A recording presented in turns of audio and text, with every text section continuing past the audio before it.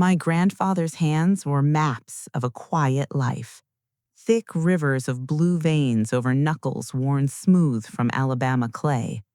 I thought I knew every line, every story they held. He was Elijah Carter, a man who spoke more to his tomatoes than to people, whose world was his farm and his family and the slow turn of seasons in Montgomery County. When he passed, the silence he left was a solid thing, a presence in the old clapboard house. It was my job to sort through it all, to pack away a lifetime of simple things. I found the cigar box under a loose floorboard in his closet, a place I only discovered because the wood gave a hollow sigh under my weight. Inside, there was no money, no faded love letters, just a small black journal with a cracked leather cover and a photograph so old its edges had dissolved into white haze. The photo showed a young man I barely recognized, my grandfather, but his eyes were not the calm pools I knew. They were sharp, blazing. He stood beside a bus, a greyhound, but the word was painted over with something darker. And beside him, her hand just touching his sleeve, was a white woman with pale hair and a smile that seemed like a challenge. I turned the photograph over. Shaky script in faded blue ink read, May 1961. Jackson. Promise kept. Anna. I opened the journal. The first entry was not about crops or weather or the price of feed. It was dated May 4, 1961, and it read, Today I become a freedom rider. The words did not make sense. They were a language from a different world, a world of fire and screaming and history books, not my grandfather's world of quiet sunrises and supper at 6. I sat there on the dusty floor of his closet, the house holding its breath around me, and I began to read. The journal was not a daily record. It was a confession, written in fragments over decades, a story he had carved out of his own bones and hidden away. He wrote of Washington, D.C., of a bus terminal thick with fear and courage, of boarding a greyhound with 13 others, black and white together, heading into the belly of the segregated South. Their mission was simple and insane, to challenge the Jim Crow laws that governed interstate travel, to simply sit where they pleased, to use the same restrooms, the same lunch counters, to be human in a place that said they could not be. My grandfather, Elijah, was 22 years old, a college student from Nashville, not a farmer. He described the eerie calm of the first days, the tension in Virginia and the Carolinas, the stares that felt like physical blows. Then, Alabama. The journal entries became frantic, sketched in hurried lines. May 14, 1961. Outside Anniston, a mob. They had baseball bats and pipes. They screamed words I will not write here. They firebombed the bus.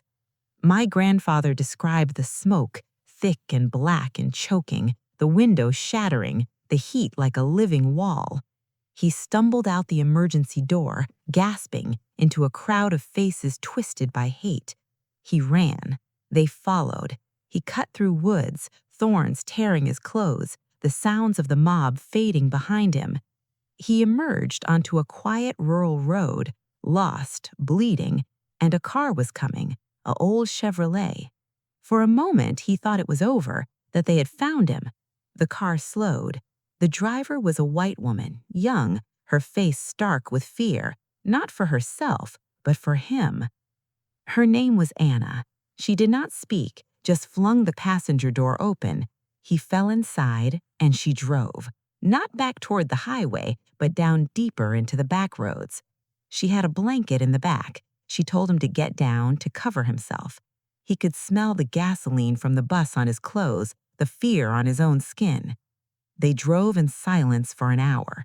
Her hands were tight on the wheel, her knuckles white. She finally stopped at a derelict boxcar sitting alone in a fallow field, a forgotten thing. She said it was safe. She would bring food and water, medicine. She told him to promise he would stay hidden no matter what he heard. He promised. He spent 3 days in that boxcar. The journal described the rust smell, the dust motes dancing in slants of light, the terrifying silence broken only by the distant sounds of searching cars. And every day, just after dawn, Anna would appear. She brought biscuits and water, iodine for his cuts, a local newspaper. The headlines screamed about the freedom riders, about the violence. They said riders were missing, presumed dead. She risked everything. Her own family owned land there. Her brother was a local deputy. The third night she came, her face was ashen. She said they were coming to search the fields at first light. She had a plan, a promise for a promise. She made him swear that if he got out, if he made it to Jackson, he would leave the movement. He would disappear. He would live a long and quiet life. He had done enough, she said. His life was worth more than the point. He refused. He said he had to continue. The journal entry here is smudged, maybe with tears, maybe with rain. Then Anna made her own promise. She said she would get him to the next rally point, to the next wave of riders heading for Jackson, but only if he swore to her, swore on his future, that he would then walk away and never look back. She said the world needed living men, not martyrs. And in the dark of that boxcar, exhausted and scared, my grandfather Elijah promised. The journal skipped then. The next entry was just 2 lines. Made it to Jackson, May 24. Arrested at the bus terminal. Sent to Parchman Farm. Then nothing. A blank space of years. The next page was dated 1965. It said, I kept my promise, Anna. I disappeared. I bought land with the little money I had. I changed my name. I never rode again. But where did you go? The following pages were sporadic, yearly, sometimes just a sentence on the anniversary of that day in May. Every entry ended with the same question.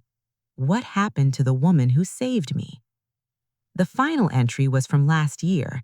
His handwriting was shaky, an old man's script.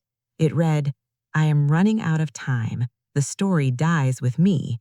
And I never found her. I never said thank you. Forgiveness is a debt I owe. Find her. Tell her I kept my promise. Tell her I lived. I sat there until the light through the closet door faded from gold to gray. The man in these pages was a stranger, a hero, a ghost, and he had given me a mission with his last words. I had to find Anna. I had to tell her that Elijah Carter kept his word, that he built a life, that he grew tomatoes and loved his granddaughter and remembered her every single day of his quiet life. But how do you find a woman who vanished into the chaos of 1961, a white woman from Alabama who disappeared after helping a freedom rider? I had only a first name, a faded photo, and a derelict boxcar in a memory. The next morning, I called the only person I thought might understand, my grandmother's sister, Miss Pearl, 90 years old and sharp as a tack. When I asked her about Elijah in 1961, the line went so quiet I thought we had been disconnected. Then she said, he told me never to speak of it, not even to you. But since he is gone and you found the book, I will tell you one thing. He came back from Parchman a different man. He was quiet where he had been fire. He carried a sorrow he never put down. And once, about 20 years ago, a letter came for him. No return address, Alabama postmark. He read it, his hands shook, and then he burned it in the kitchen sink. He never said a word. That was it. That was my thread. A single letter. Someone had reached out. Someone had remembered. I knew then what I had to do. I had to go to Alabama. I had to start in Anniston at the site of the burned bus, and I had to find that boxcar. I packed a bag. I took the journal and the photograph. I left the quiet farm for the first time in my own life, really, driving south on roads that must have felt like arteries of terror to my grandfather. The monument in Anniston is small, a historical marker by the old highway. It speaks of violence and courage, but it is just words on metal. Standing there, I felt nothing but a hollow wind. Then I showed the photograph to the old curator at the local history museum, a man with kind eyes behind thick glasses. He looked at the bus, at the painted-over Greyhound sign, and he nodded slowly. He said, "That's not the Anniston bus. That bus was burned to a shell. This is the Birmingham bus, the one that arrived later that same day, the one that carried the riders after the first attack. They tried to continue. They made it to Birmingham, where an even worse mob was waiting. This photo, it had to be taken there before hell broke loose again." So my grandfather was on both buses? He survived the firebomb and then got on another bus? The depth of his courage hit me like a physical wave. But the curator's next words froze my blood. He said, "The woman, Anna, if she helped him after Anniston, she wouldn't be from here. She'd be from somewhere between Anniston and Birmingham. That's a specific stretch of backroad country. And a white woman helping a black man in that place at that time?" He didn't finish the sentence. He didn't need to. I drove west toward Birmingham, following the route of the 1961 Greyhound, my eyes scanning the passing fields for the skeleton of a boxcar, a silent sentinel holding a 60-year-old secret. It felt impossible, a needle in a burning haystack. For 2 days I drove. I asked at crumbling general stores. I showed the photo to elderly folks on porches. I was met with shrugs, with shaken heads, with doors closing quietly. The past here was not just history, it was a living thing, heavy and guarded. On the third day, just as hope was drying up, an old man at a gas station outside of Heflin pointed a gnarled finger toward a dirt road curling into a pine forest. He said, "There's an old train spur back that way. Was a loading station for timber. Ain't been used in 50 years. Might be what you're looking for." The road was overgrown, branches scraping the sides of my car. It ended in a clearing where the forest had begun to reclaim the land. And there it was, a single boxcar, rusted a deep burnt orange, its wheels sunken into the earth, weeds growing tall around it. My heart hammered against my ribs. This was the place. I could feel it. I stepped out of the car into the thick afternoon silence. The air smelled of pine and decayed metal.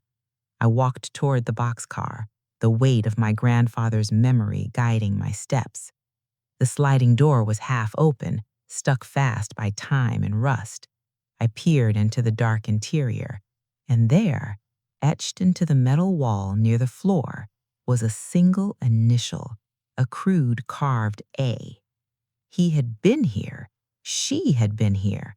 This was where the promise was made.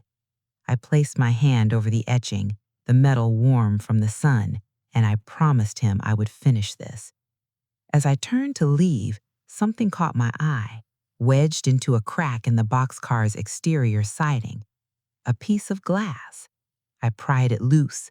It was a small medicine bottle, the glass milky with age. The label was gone, but the shape was distinct, an old iodine bottle. She had brought him medicine here. This was her proof.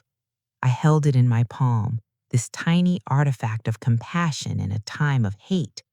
But the triumph was short-lived. How do you find a person from a bottle and a first name? I needed a last name. I needed a thread into the tapestry of local families. I drove into the nearest town, a place called Hollis Springs, just a wide spot on the road with a post office and a diner. The diner was the kind of place where everyone turned to look when a stranger walked in. I took a seat at the counter, ordered sweet tea, and placed the old iodine bottle carefully on the worn formica. The waitress, a woman my age with tired eyes, looked at it, then at me. "You into old bottles?" she asked. I said I was looking for information about a family who might have lived here in the early 60s, a woman named Anna. The diner's quiet chatter died instantly. The waitress's face went blank. She wiped the counter with a slow, deliberate motion.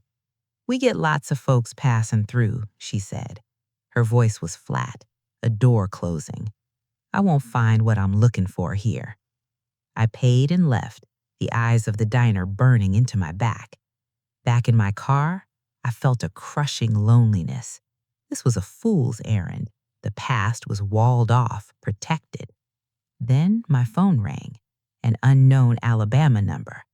A woman's voice, old and crackling like dry paper, said, "You asking about Anna at the diner?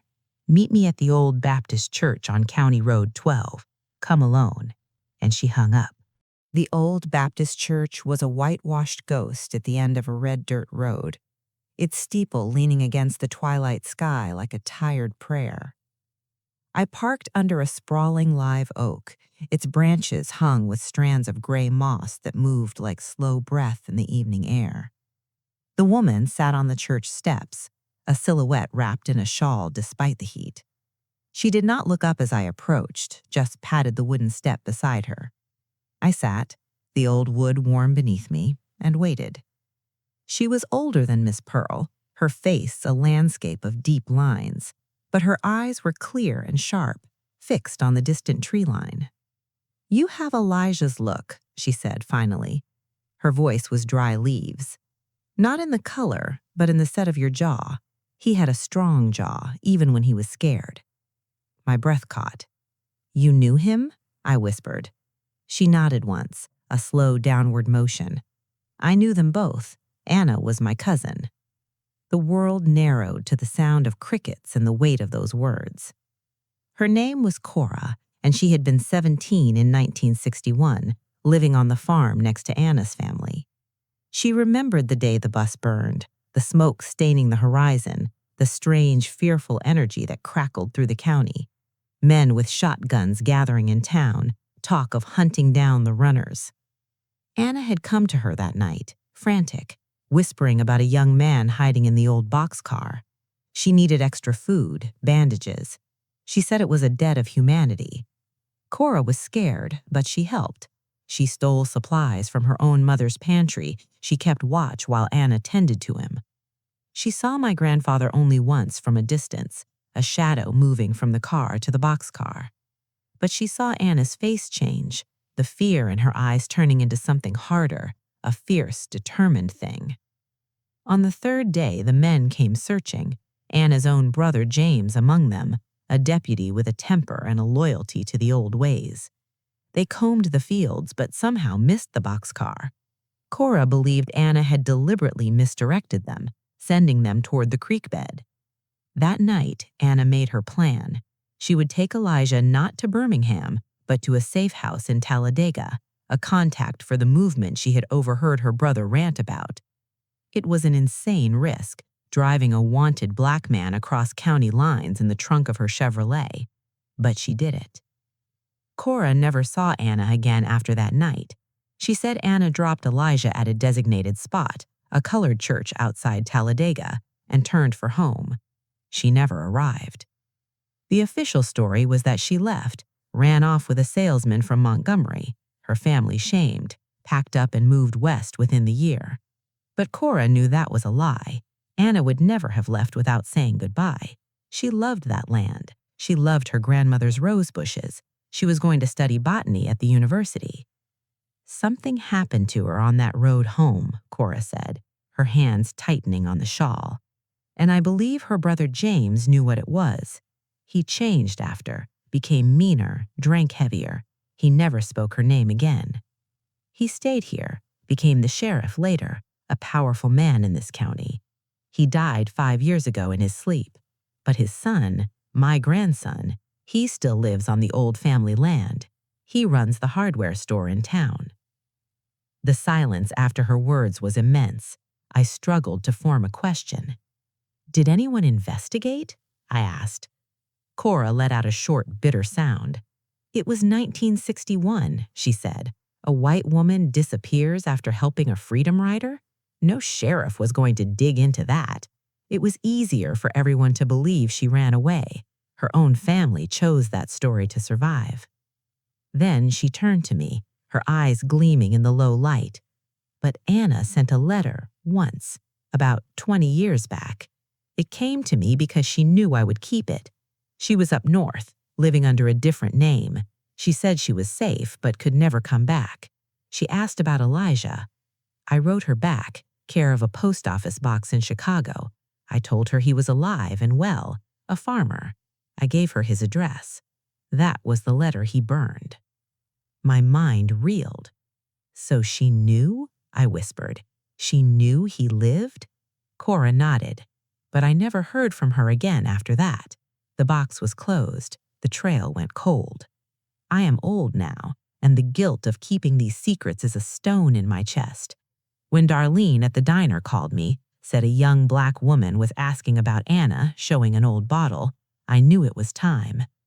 She reached into the folds of her shawl and pulled out a small cloth bundle tied with a faded ribbon. She placed it in my hands. It was heavy, a solid little weight. "Open it," she said.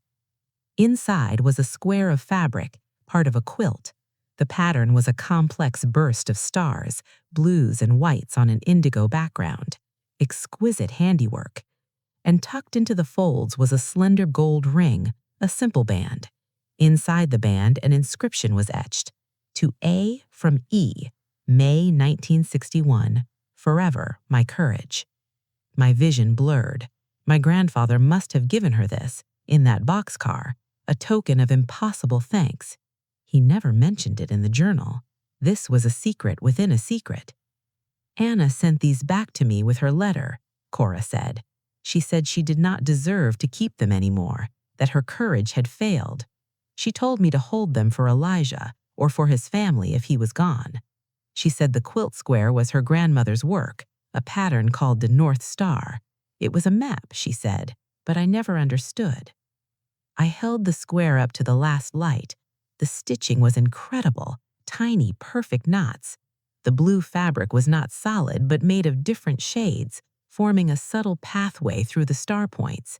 It was a map, but a map to what?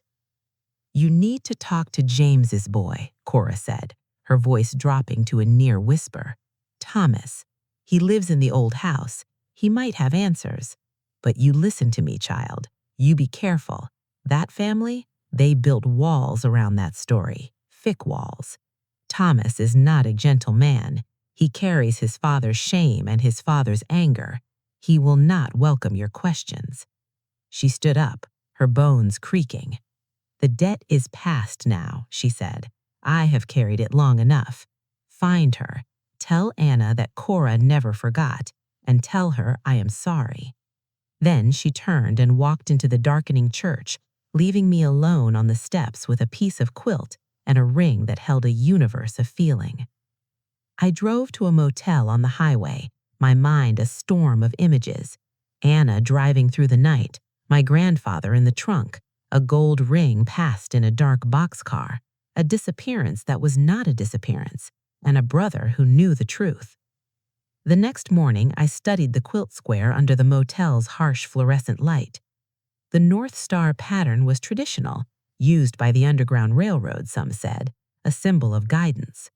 But this one, the subtle pathway of darker blue, it seemed to indicate a specific direction, a route. I laid it out on the bed, took a picture with my phone, and compared it to a map of the county. The central star point aligned roughly with the location of the old boxcar. One longer path led away, not toward Talladega, but north, toward an area marked with old mining tunnels. Was this a route to a hiding place? Or was it something else? I needed to see Thomas, Anna's nephew, the keeper of the family silence. The hardware store was on the main street of Hollis Springs, a low brick building with a faded sign. A bell jingled when I walked in. The smell of wood and metal and oil filled the air. A man in his 50s with a closed, tight face looked up from behind the counter. His eyes were the color of riverstone. "Can I help you?" he said, his voice giving away nothing. I walked to the counter, my heart a drum in my throat. I placed the quilt square on the scratched wood between us. "I am looking for information about the woman who made this," I said. "Her name was Anna. She was your aunt." His expression did not change, but a muscle in his jaw flexed once. He looked at the quilt square as if it were a snake. "I don't know what you're talking about," he said. "We don't have any Anna in the family. You have the wrong place." I pushed the quilt square closer, pointing to the distinctive pattern. "This is a North Star quilt. I believe it was a map. I think Anna might have left something behind, something she wanted found one day." His hand shot out and clamped around my wrist. His grip was vice-tight, painful. "You listen," he hissed, leaning across the counter. "That name is dead here. That story is buried. You are digging in a graveyard, and you will not like what wakes up. Now you take your little quilt and you get out of my store, and you get out of this county." He released my wrist. I stumbled back, rubbing the red mark his fingers had left. His anger was not just dismissal, it was fear, a fear that had been passed down, a shame guarded for generations. Raw, living fear. He knew something. I picked up the quilt square, my hands trembling. I turned and left, the bell jingling too cheerfully behind me. I sat in my car around the corner, breathing hard. That man was guarding a secret that terrified him. The quilt was a key, but to what? I looked at the photo on my phone again, the path of darker blue stitching. It led north out of the county, but according to Cora, Anna never made it home from taking Elijah north. So how did this quilt square get mailed decades later? Unless Anna did make it home that night, and whatever happened to her happened there, on the family land. The thought was a cold blade in my stomach. I needed to see that land. I drove out of town, following Cora's vague directions. The road turned from asphalt to gravel to dirt. The Carter land, my grandfather's sanctuary, was open fields and soft hills. This land was different, dense with pine, shadowed. The mailbox read simply Tully, Anna's family name. A long driveway wound out of sight. No trespassing signs were nailed to trees every few feet. I parked my car on the public road, hidden by brush, and slipped into the woods on foot. The air was cooler under the canopy, the light dappled in green. I moved as quietly as I could, the quilt square folded in my pocket, a talisman and a question. After 20 minutes, I saw the house, a 2-story farmhouse that had once been grand, now wearing a shabby, neglected air. The porch sagged, the paint was peeling, but the lawn was mowed. Tools were neatly stacked by a shed. This was a place of order, but not of care. And then I saw them, the rose bushes, a wild, overgrown tangle of thorns and blooms at the side of the house. Anna's roses. They had spread unchecked for decades, a riot of color against the gray wood. My pulse quickened. I circled wider, staying in the tree line, looking for anything, an old well, a root cellar, something that matched the map on the quilt. Behind the house, the land sloped down to a rocky creek, and there, partly hidden by a thicket of blackberry vines, I saw the entrance to an old storm cellar, its double doors angled against the hill, rusted metal bands holding thick wood. The doors were padlocked, a heavy new lock gleaming against the weathered wood. That was it. I felt it in my bones. The path on the quilt led here, to this cellar. What was inside? Proof of what happened to Anna? Or something she left behind? I needed to get in there, but the lock was formidable and the house was too close. I could not risk it now. As I turned to retreat back into the woods, a screen door slammed. I froze, pressed against the rough bark of a pine. Thomas Tully walked out onto the back porch. He held a shotgun loosely in one hand, not aiming, just carrying. He scanned the tree line, his gaze passing over where I stood. He knows someone is here, I thought. He can feel the disturbance in his domain. He walked down the steps and straight toward the storm cellar. He stood before the locked doors for a long minute. Then he placed his hand flat on the wood. a gesture that looked almost like regret. Then he turned and his eyes locked directly onto mine through the foliage. He had seen me. He didn't shout.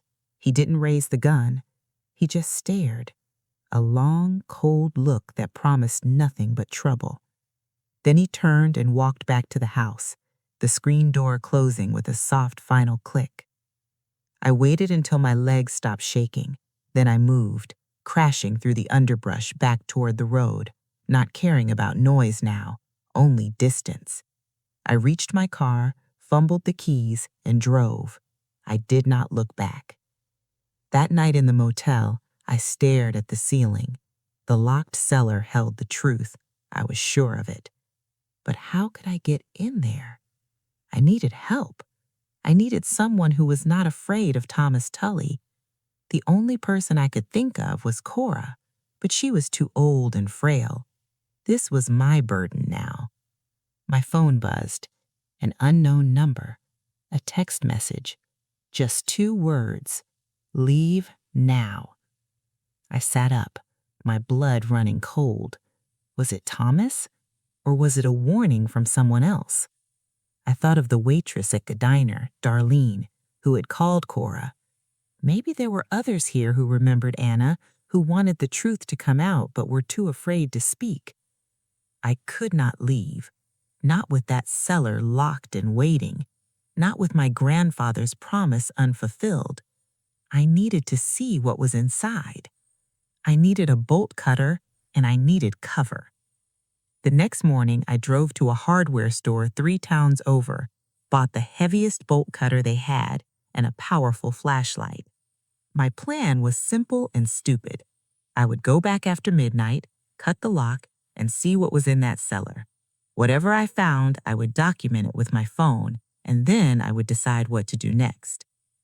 As I returned to my motel to wait for nightfall, a pickup truck pulled into the space next to mine.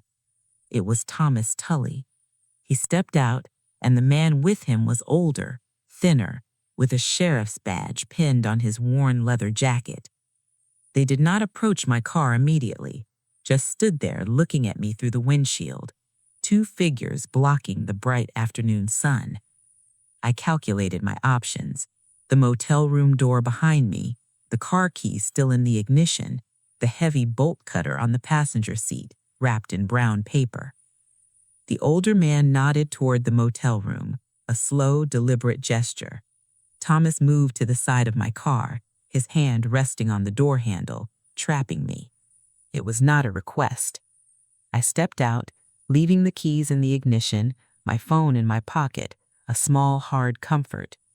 The older man introduced himself as Sheriff Melvin Briggs, friend of the Tully family for 50 years. He spoke in a weary drawl that did nothing to soften his eyes. "We need to have a conversation, young lady," he said. "Inside would be better."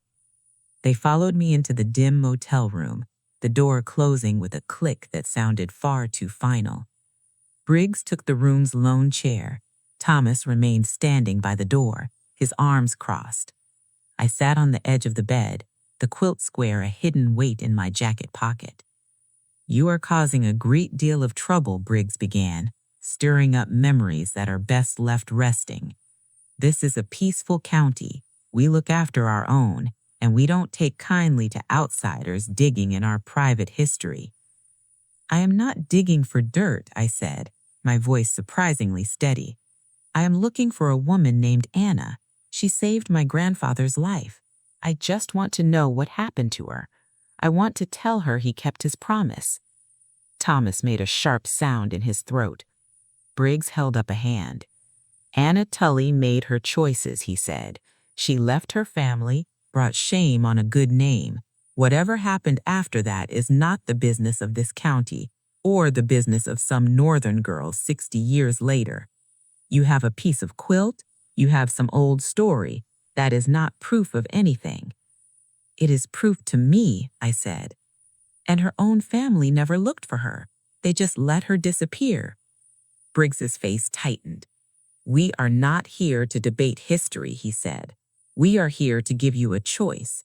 You can pack your things, get in your car, and drive back to wherever you came from, and we will forget this unfortunate episode.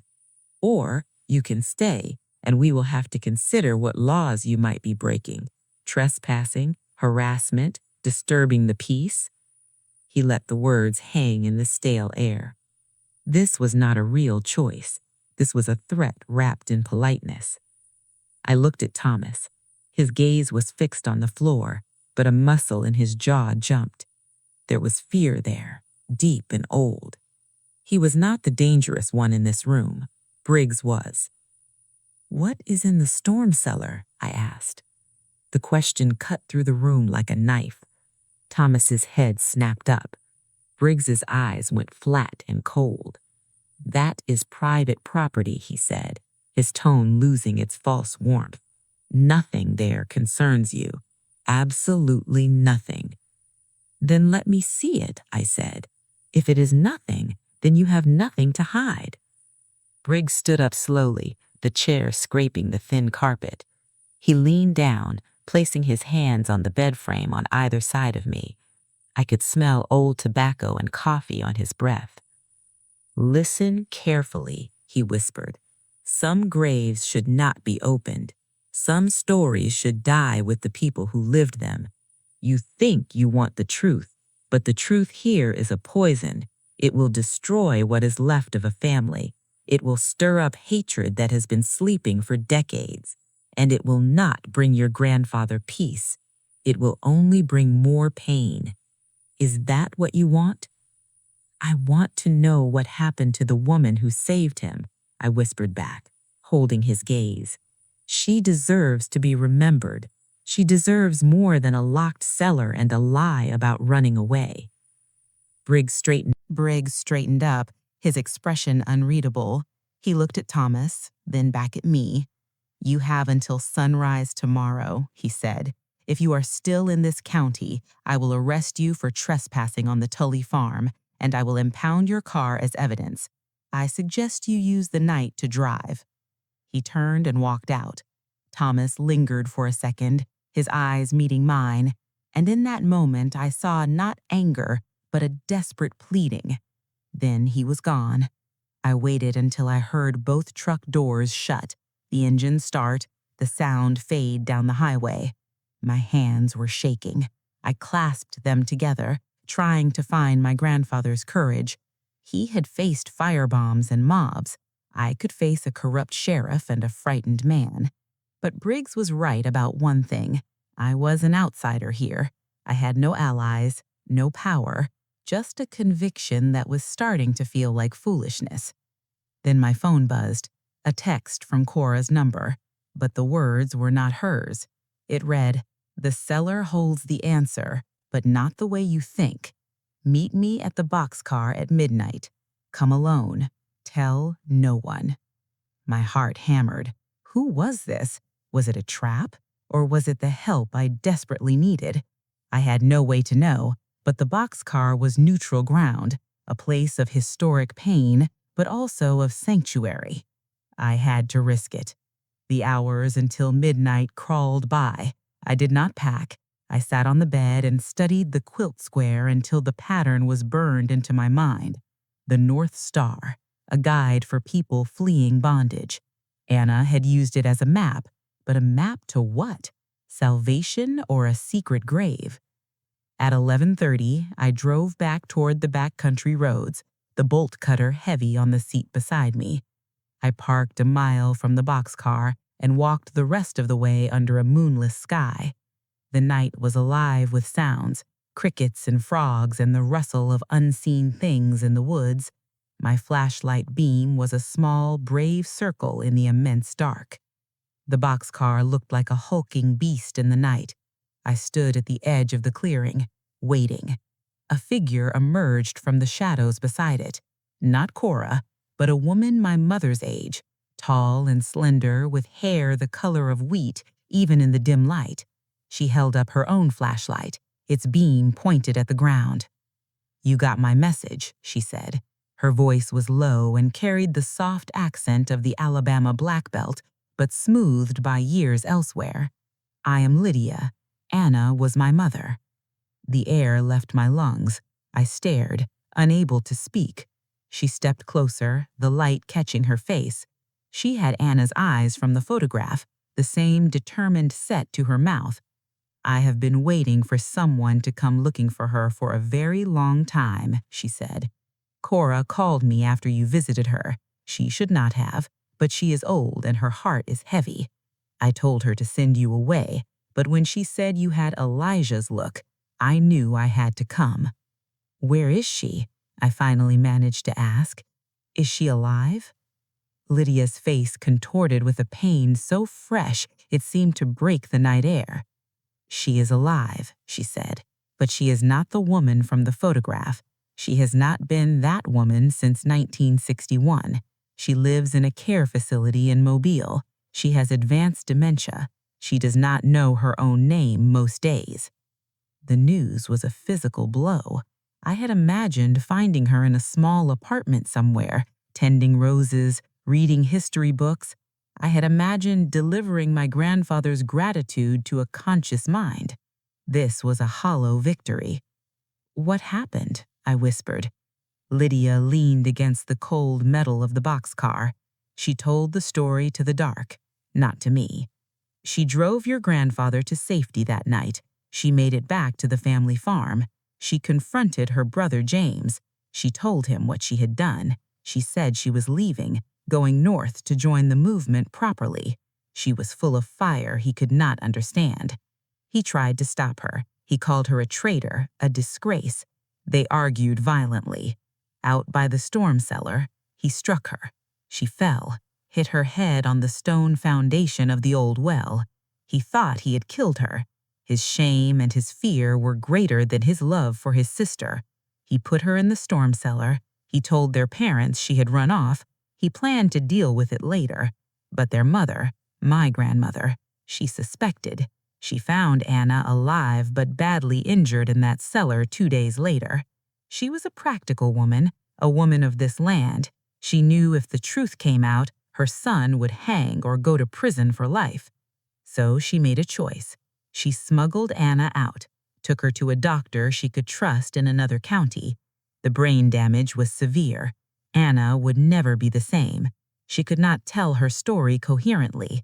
She was like a child. My grandmother arranged for her to be placed in a private sanitarium under a different name. She used family money to pay for it. She told everyone, including Cora, that Anna had run away. And James, he carried that guilt. It ate him from the inside, turned him mean and hard. I was born 5 months later. Her voice broke. Anna was pregnant. The boy was a boy from the next county she had been seeing in secret, a boy who died in Vietnam before he ever knew. My grandmother raised me as her own. I did not know Anna was my mother until I was 18. She was just a sad ghost in a family story, a maiden aunt who lost her mind and was cared for privately. I visited her my whole adult life. She had moments of clarity, rare but piercing. In those moments, she would talk about a boy on a bus, about a promise made in a boxcar, about a ring. She would get agitated, say she had to get to Jackson. She made that quilt square in therapy. The nurses said it calmed her. She mailed it to Cora during one of those clear moments, with the ring. She must have remembered the post office from decades before. "The cellar," I said. "What is in it now?" "Nothing," Lydia said. "It is empty, but it is a shrine to my uncle's guilt. He kept it locked as a penance. Thomas keeps it locked out of habit and fear. He knows the story. I told him when he turned 30. He did not want to believe it, but he knows. That is why he is so afraid of you. You are the truth he has been running from his whole life." "I need to see her," I said. "I need to tell her about Elijah, even if she doesn't understand." "You can see her," Lydia said, "but it will not be what you hope. And you must leave this county tonight. Briggs is not bluffing. He is James's old friend. He helped cover it all up. He will protect the Tully name to the end. He will destroy any evidence you have, including that quilt, including you." I can't just leave, I said. This story deserves to be told. Your mother was a hero. She does not deserve to be forgotten in a nursing home under a false name. My grandfather does not deserve to have his savior lost to history. Then tell it, Lydia said fiercely, her eyes blazing in the flashlight beam. But tell it fully.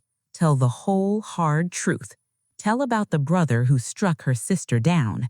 Tell about the mother who chose one child over another.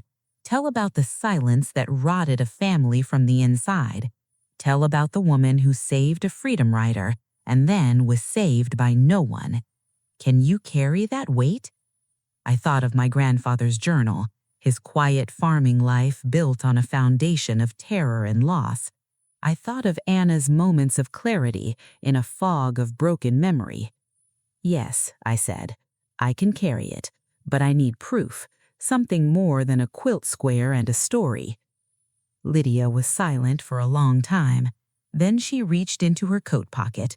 She pulled out a small folded paper, yellowed and brittle. This is the admission record from the Briarwood Sanitarium from October 1961. It has her real name on it, Anna Tully.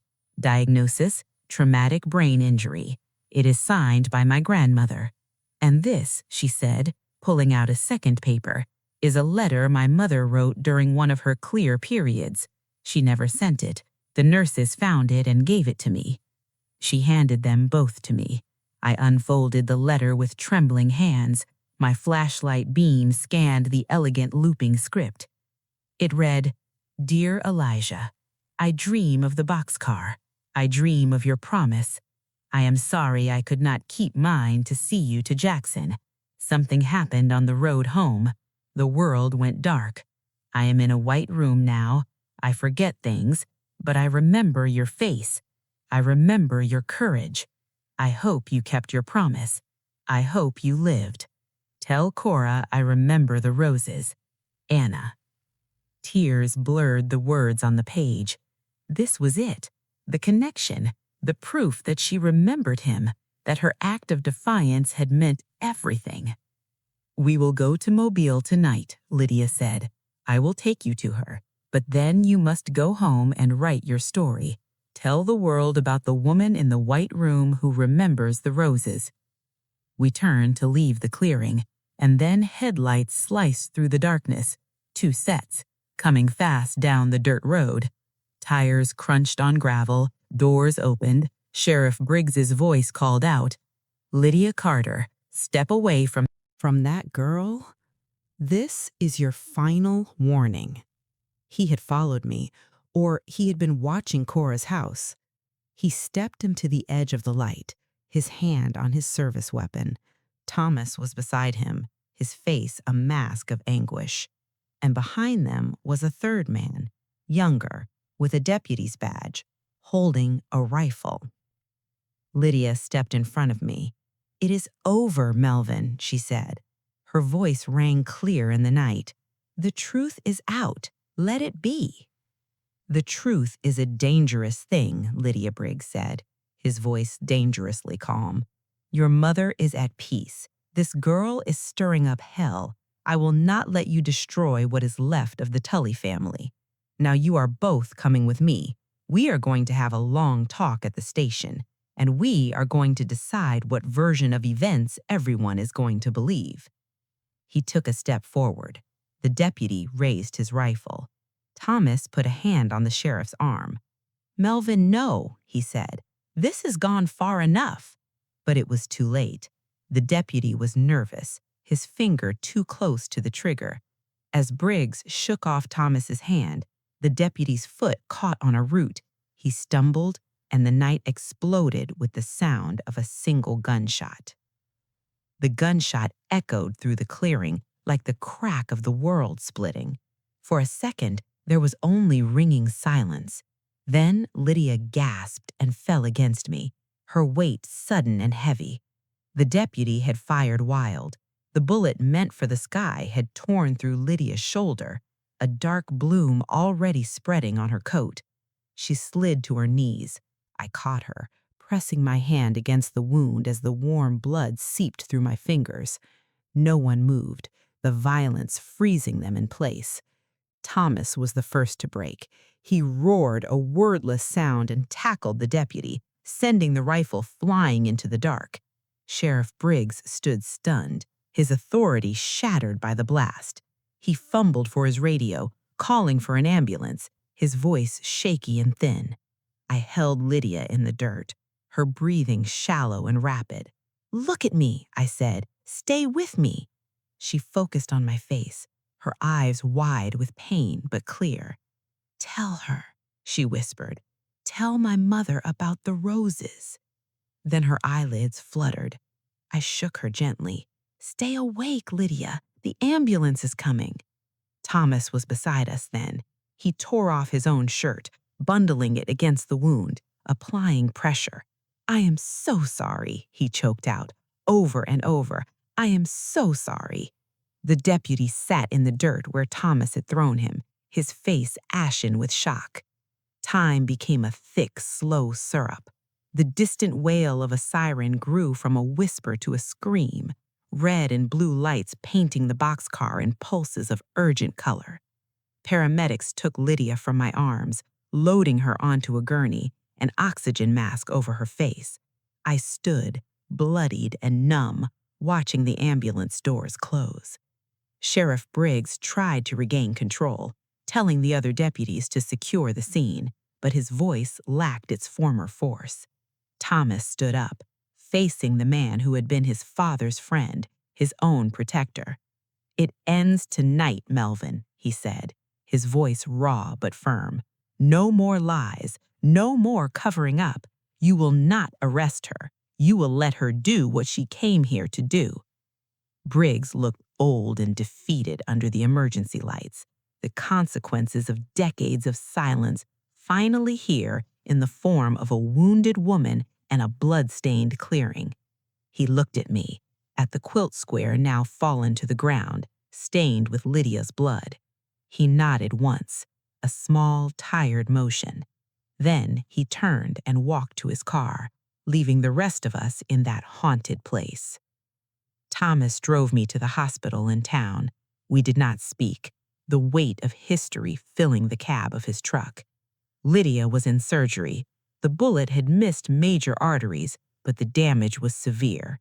We waited in the fluorescent glare of the surgical wing, dawn beginning to bleed gray at the windows. As the sun fully rose, Thomas finally spoke. He told me everything. How his father, James, drank himself to sleep every night, whispering Anna's name. How he padlocked the storm cellar and threw away the key. How the guilt had curdled into a bitterness that poisoned the land. He said the hardware store was a prison, the whole town a prison, built on that one hidden sin. "I want to help you," he said. "I want to see my aunt. I want to hear her story from her own lips if she can tell it. I've been a coward my whole life, hiding behind my father's shame. It is time to stop." Lydia came out of surgery stable but unconscious. The doctor said she would recover, but it would be a long road. Thomas promised to stay with her. He gave me the keys of his truck, told me to go to Mobile to see Anna. He said he would deal with Sheriff Briggs and the fallout. I took the keys, the quilt square now wrapped in a clean cloth from the nurse, the admission record, and the unsent letter safe in my pocket. The drive to Mobile was a blur of green highway and my own reflection in the windshield. I was exhausted to my bones, but a new clarity burned through the fatigue. I was not just chasing a ghost anymore. I was carrying a chain of truth that linked my grandfather to Anna, to Lydia, to Thomas, a chain that could finally break the silence. Briarwood Care Facility was a low white building surrounded by sprawling live oaks. It was quiet and clean, but held a faint melancholy smell of antiseptic and forgotten things. I gave Anna's real name at the desk. The nurse, a kind-eyed woman with a gentle smile, nodded. "She's in the garden," she said. "She loves the roses." My heart clenched. I walked through sun-dappled hallways to a courtyard filled with sunlight and the hum of bees. and there she was, Anna. She was in a wheelchair by a blooming rose trellis, a light blanket over her lap. Her hair thin and white, her hands curled like fallen leaves on the blanket. She was staring at a particular bloom, her face serene and empty. I pulled a chair close. She did not look at me. I took her hand. It was light and cool. "Anna," I said softly, "my name is Maya. I'm Elijah Carter's granddaughter." There was no reaction, no flicker in her pale blue eyes. I opened the cloth and showed her the quilt square. I placed it in her lap. Her fingers brushed the stitching, a slow, automatic motion. Then I took out the gold ring. I placed it in the center of the North Star. She looked down. Her breathing changed, a slight quickening. One trembling finger reached out and touched the ring. She picked it up, holding it to the light. Her lips moved, forming a silent word. A single tear traced a path through the fine lines of her cheek. "Elijah," she whispered. The sound was like rustling paper, but it was her voice, the voice from the boxcar, from the letter. "I kept my promise," I said, my own tears falling freely now. "He lived a long and good life. He grew tomatoes. He loved his family. He thought of you every day. He wanted to thank you. He wanted you to know." She closed her fingers around the ring, holding it to her chest. She looked at me then, really looked at me, and for a glorious, heartbreaking moment, the clouds in her eyes parted. "I see him in you," she said. Her gaze was lucid and deep. Tell him the roses are still beautiful." Then the moment passed. Her eyes drifted back to the blooms on the trellis, her expression softening into that placid emptiness. But she still held the ring tightly, a secret smile touching her lips. I sat with her for an hour in the sun, saying nothing more, just being a witness to her peace. The nurse told me later that Anna had never spoken that clearly in years, that the ring had unlocked a room in her mind that everyone thought was sealed forever. She would keep it for her, the nurse promised. She would see that Anna held it every day. I drove Thomas's truck back to Hollis Springs as the sun set. I returned to a different town. The story had broken. Thomas had called the State Historical Society and a reporter from Birmingham. He gave them the admission record, the letter, the whole unvarnished truth. Sheriff Briggs had been placed on administrative leave. The deputy was facing charges. The silence was over. Lydia was awake and alert. She would heal. Thomas was at her bedside, a new determination in his weary face. He told me he was selling the hardware store. He would use the money to fund a memorial at the boxcar site, a proper historical marker for Anna and for Elijah and for all the forgotten helpers of the movement. He asked for my help to make it right. I stayed for 2 more weeks. I gave my statement to the proper authorities. I worked with the Historical Society. I visited Cora and held her frail hands as she wept with relief. The truth had not destroyed the town. It had begun to cleanse it. People started coming forward with their own small stories, fragments of courage long hidden. The night before I left to go home, I went back to the boxcar one last time. I sat inside it in the dark, the scent of rust and old wood surrounding me. I thought of my grandfather as a young man here, wounded and terrified. I thought of Anna as a young woman, her courage a fierce, bright flame in the darkness. I thought of the promise made between them, a promise that spanned 6 decades and found its fulfillment in a sunlit garden.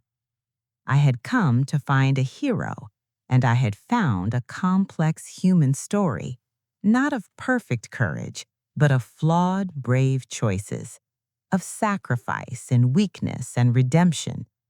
My grandfather was a freedom rider who became a quiet farmer. Anna was a savior who became a hidden victim. Thomas was a coward finding his courage. Lydia was a daughter claiming her mother's legacy. And I was the link between them all. I returned to the farm in Alabama, to my grandfather's quiet house. I placed his journal and Anna's quilt square and the iodine bottle on the kitchen table, artifacts of a promise kept. I would write their story, the full, true story. I would add his name and hers to the historical records. I would speak her name so she would not be forgotten. And as I looked out at his tomato plants swaying in the evening breeze, I finally understood the weight of the quiet life he built. It was not a retreat from his courage. It was the fulfillment of his promise to Anna, a life lived fully and peacefully because of her sacrifice. His gratitude was in every harvested vegetable, in every sunset watched from this porch, in every story he told me without ever telling me the most important one. The boxcar promise was a chain of courage and debt and love. It connected a Black student and a white farmer's daughter, their grandchildren, and a future still being written. Some promises are not spoken, they are lived. And some heroes are not in history books. They are in the quiet soil and in sunlit gardens and in the brave decision to remember. My grandfather, Elijah Carter, kept his promise. I will keep mine. I will remember them both.